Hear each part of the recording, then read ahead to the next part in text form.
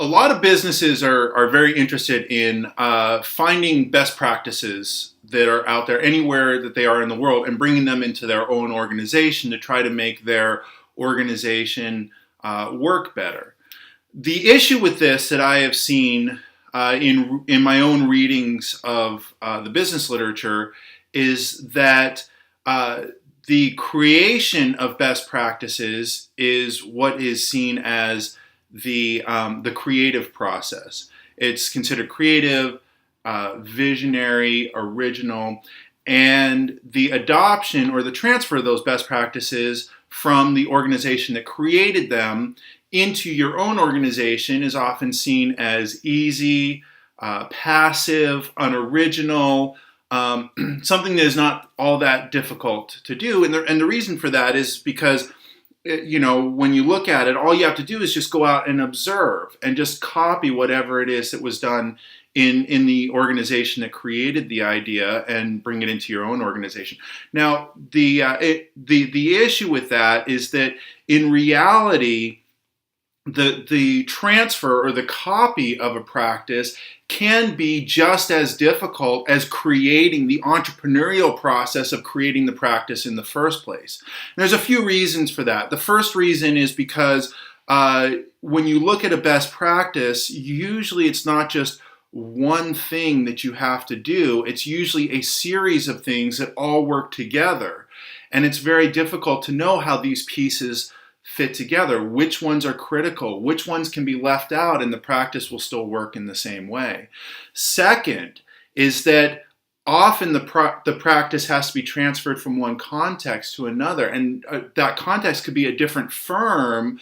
It can also be a different location, a different country, and it's hard to know how the practice fit with the context that it was originally created for and how it'll fit with the new context. The third issue is just what I call human nature. A lot of times we as human beings, we see things that we might consider to be important that in reality are not. Or we don't see things that are operating under under the water level that might be critical, but we just simply don't see them because of our own psychology. So what I've been doing in some of these talks that I've been giving, what I've been emphasizing is what are the steps that we can take, knowing these challenges and knowing that the transfer of best practices is actually quite difficult. What are some of the steps we can take as employees to change it from just trial and error into actually something that is likely to be successful? So just a few things that I've taken from my own research.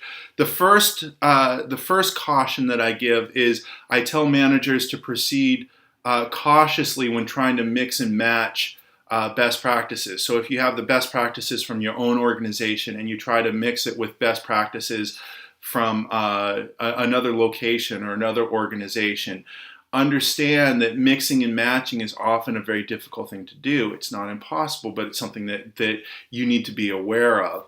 Number two, just a very practical finding that I've been sharing with managers is that there is an awareness that needs to be there, that a lot of the best practices were created from research done on American firms, but it turns out American companies may be very unique. In particular, something that makes America very different from the rest of the world is that we don't have, in the United States, we don't have the government involved in very many of our business decisions. And so the government is never built into some of these models and practices that we use in the United States. And that might not be the case in other locations. The third thing that I emphasize when I'm teaching this to managers is that they need to view the replication of best practices as an entrepreneurial process itself. Be aware that it is complex, that it's difficult, that it's going to take time. You can't just copy it and expect it to work, but you need to put on an entrepreneur's type mindset. Now, in my classes, what I do is then, instead of teaching my students the formulas or the recipes, I build with them the skills, the entrepreneurial skills to develop that critical thinking ability so that they can actually do that. But anyway, these are just some of the lessons, and it's very quick that I just give an overview here of some of the lessons that I have learned in bringing best practices from one organization to another.